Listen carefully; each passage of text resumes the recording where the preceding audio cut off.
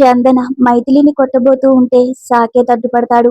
అసలేం జరిగిందో తెలుసుకోవాలనుకుంటే వారసురాలు సీరియల్ జూన్ 1వ ఎపిసోడ్ ఆసక్తికర విశేషాలు మీకోసం. స్విమ్మింగ్ పూల్ లో పడిపోయిన సాకేత్ మైథిలిలు బయటకొస్తారు. ఇది పొరపాటున జరగలేదని, మైథిలి కావాలనే చేసిందని చందన నానా మాటలు అంటుంది.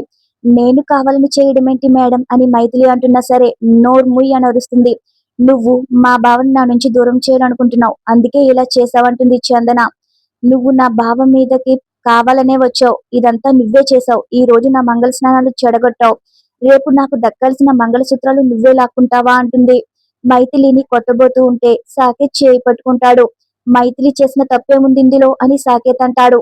నాకు జరగాల్సిన మంగళ స్నానాలు మీ ఇద్దరికి జరిగేలా తనే ప్లాన్ చేసిందని మైథిలి అంటూ ఉంటే నీకేమైనా పిచ్చా అంటాడు. నేను బ్యాలెన్స్ తప్పడం వల్లే మైథిలి మీద పడ్డాను, దానికి కారణం మైథిలి ఎలా అవుతుంది, ఎందుకు అవుతుంది అని సాకేత్ అంటాడు. ఈ మైథిలి మనసులో ఏదో కుట్ర పెట్టుకునే ఇదంతా చేస్తుందని చందన అంటుంది. ఇక హరిశ్చంద్ర అయితే ఆపమ్మ, అభం శుభం తెలియని తన మీద ఇంక నిందలు వేయొద్దు అంటాడు. ఇందులో మైథిలిది తప్పు ఏమి కనిపించడం లేదంటాడు. సౌదామిని కూడా అనవసరంగా తనని తప్పు పట్టొద్దు, తన మీద నిందలు వేయొద్దు అంటుంది. ఈ విషయం వదిలేద్దామంటుంది. ఇక కైలాసనాథ్ అయితే నీళ్లు మార్చండి, మంగళ స్నానాలు చేయిద్దామంటే ఇక సాకేత్ నాకు కుదరదు పనుందని లోపలికి వెళ్ళిపోతాడు. అలా మంగళ స్నానాలు ఆగిపోతాయి. ఇక మైథిలి తన మనసులో ఈ మంగళ స్నానాలు జరగకూడదని నేను నీకు మొరపెట్టుకున్నాను కదా భగవంతుడా, నాకు నా భర్తకి మంగళ స్నానాలు జరిగేలా చేస్తావని మాత్రం అస్సలు ఊహించలేదు. ఎప్పుడు ఏం చేయాలో, ఎవరిని ఎలా కలపాలో నీకు బాగా తెలుసని అనుకుంటూ ఉంటుంది. మరోవైపు నాగేంద్ర, నా కూతురు కోరుకున్నది జరిగితే బాగున్నో, తను కోరుకున్నది ఒకటైతే ఇప్పుడు ఇంకోటి జరుగుతుంది. నేనెప్పుడో చేసిన పొరపాటు వల్ల నా కూతురికి శిక్ష పడకూడదు. ఇక్కడ మైథిలి శేఖర్ కి జరగబోయే పెళ్లి, అక్కడ సాకేత్ కి చందనకి జరగబోయే పెళ్లి జరగకుండా చేసి మైథిలి కోరుకున్నట్టు సాకేత్ మైథిలి కలిసేలా చూడమని వేడుకుంటూ ఉంటాడు. అప్పుడే జయంతి వాళ్ళు షాపింగ్ చేసుకుని ఇంటికి వస్తారు. పెళ్లి షాపింగ్ చేయడం చాలా కష్టంగా ఉందని జయంతి తన అన్నయ్యతో అంటూ ఉంటుంది. ఇక అప్పుడే ఈ షాపింగ్ కి మైథిలి కూడా వచ్చుంటే బాగుండేదిగా అని మైథిలి అన్నయ్య అంటాడు. మైథిలికి పెళ్లికి కూడా లీవ్స్ ఇవ్వని ఆ కంపెనీ ఏంటో కొనుక్కోవాలని శేఖర్ తన మనసులో అనుకుని ఆ కంపెనీ గురించి నాగేంద్రని అడుగుతాడు. ఏదో చెప్పింది గుర్తులేదు అంటాడు నాగేంద్ర. ఫోన్ నెంబర్ అయితే ఉంటుందిగా, అదైనా ఇమ్మని అడిగితే ఇప్పుడు నేనేం చేయాలని అనుకుంటూ ఉంటాడు. ఫోన్ లోనే ఉంది చూస్తాను అని చెప్పి కావాలనే ఆ ఫోన్ కింద పడిపోయేలా చేస్తాడు. ఆ ఫోన్ స్విచ్ ఆఫ్ అయినట్టుంది, పని చేయడం లేదు, పోయిందేమో, నెంబర్ సంగతి రేపు చూద్దాం, ఫోన్ బాగు చేయించుకొస్తానని నాగేంద్ర అక్కడి నుంచి వెళ్ళిపోతాడు. ఇప్పటికి తప్పించుకున్నాను, రేపేం చేయాలో అని అనుకుంటూ ఉంటాడు. ఇక మరోవైపు సాకేత్ మైథిలితో పాటు స్విమ్మింగ్ పూల్ లో పడిపోయిన విషయాన్నే తలుచుకుంటూ ఉంటాడు. ఏంటి తనతో మంగళ స్నానాలు జరిగినాయి, దాని అర్థం ఏంటి అని అనుకుంటూ ఉంటాడు. దానికి ఏమైనా బలమైన కారణం ఉందా అనుకుంటాడు సాకేత్.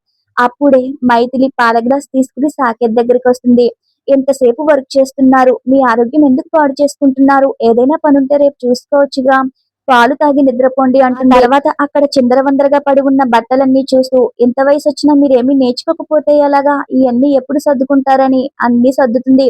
రూమ్ నీట్ గా లేకపోవడంతో రూమ్ అంతా సర్దుతూ ఉంటుంది. మైథిలిని సాకేత్ అలా చూస్తూ ఉంటాడు. ఎందుకు నీకు ఈ పనులన్నీ నేనే చూసుకుంటానుగా అంటాడు. మీరు పట్టించుకోవడం లేదనే కదా నేను ఈ రూమ్ అంతా సర్దుతున్నాను అంటుంది మైథిలి. ఇక అప్పుడే మైథిలి కంటిలో నలక పడటంతో సాకేత్ మైథిలి కంటిలో పడిన నలకను క్లీన్ చేస్తూ ఉంటాడు. అటువైపుగా వస్తున్న వీరు అదంతా చూసి షాక్ అవుతాడు. లోపలికొచ్చి ఏంట్రా ఇదంతా అంటాడు. మైథిలి కళ్ళల్లో దుమ్ము పడింది, అందుకే గాలి ఊదుతున్నాను రా అని సాకేత్ అంటాడు. నువ్వు చెప్పింది నిజమేనా, నిజంగా దుమ్ము పడితే గాలి ఊదాల్సిన పనేముంది, నీళ్లు కట్టుకుంటే అవే పోతాయిగా అంటాడు వీరు. సరే అయితే ఇక నుంచి అలాగే చేస్తానులే అంటాడు. ముందు ఇక్కడి నుంచి వెళ్ళని ఇక వీరు విసిగిస్తూ ఉంటే వీరుని అక్కడి నుంచి పంపించేస్తాడు. ఇక మరో సీన్ లో సాకేత్ చందనాలకి సంబంధించి గౌరీ పూజకి సంబంధించి ఏర్పాట్లు జరుగుతూ ఉంటాయి. ఆ ఏర్పాట్లన్నీ మైథిలి దగ్గరుండి చూడటంతో అది నచ్చక మైథిలి ఫ్రెండ్ సిరి మైథిలిని పక్కకి తీసుకొస్తుంది. నీ మెడలో తాళి కట్టిన నీ భర్తకి మరొక అమ్మాయితో పెళ్లి జరుగుతుంటే నీకు చీమ కుట్టినట్లు కూడా అనిపించడం లేదా, ఈ పెళ్లి ఆపే ప్రయత్నమైనా చెయ్యాలిగా అని చెప్తూ ఉంటుంది. గౌరీ పూజ జరిగితే సగం పెళ్లి అయిపోతుంది, ఏం చేయాలో నువ్వే ఆలోచించు అని చెప్తుంది. ఇక అప్పుడే సౌదామిని వచ్చి సాకేత్ చందనను రెడీ చేసి తీసుకురా అని పంపిస్తుంది. మరో సీన్ లో వీరు సాకేత్ ని చూస్తూ నిన్ను చూస్తుంటే నాకు అసూయగా ఉంది అంటాడు. ఎందుకంత అసూయ అంటే పెళ్లి చేసుకుంటే అసూయే కదా అంటాడు. పెళ్లి చేసుకుంటే అసూయ ఎందుకు అవుతుందిరా అని సాకేత్ అంటే, ఇష్టమైన అమ్మాయిని పెళ్లి చేసుకుంటున్నావు, ఆ అదృష్టం ఎంతమందికి దక్కుతుంది, నువ్వు అదృష్టవంతుడివి, నువ్వు ఇష్టపడే చందన్ని పెళ్లి చేసుకునే అవకాశం వచ్చిందిగా అని వీరు అంటాడు.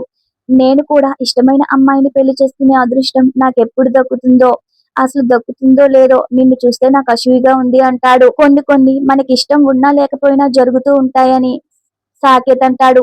అసలు పెళ్లి జరుగుతుందన్న సంతోషం, ఉత్సాహం నీలో లేవు, నీకు ఈ పెళ్లి ఇష్టమేనా అని వీరు అడుగుతాడు. ఇక వాళ్ళ మాటలన్నీ మైథిలి వింటూ ఉంటుంది. రేపు సాకేత్ ఏం సమాధానం చెప్తాడో రేపటి ఎపిసోడ్ లో చూద్దాం. Thanks for watching our video. ఈ వీడియో మీకు నచ్చితే సబ్స్క్రైబ్ చేసుకోవడం మర్చిపోవద్దు.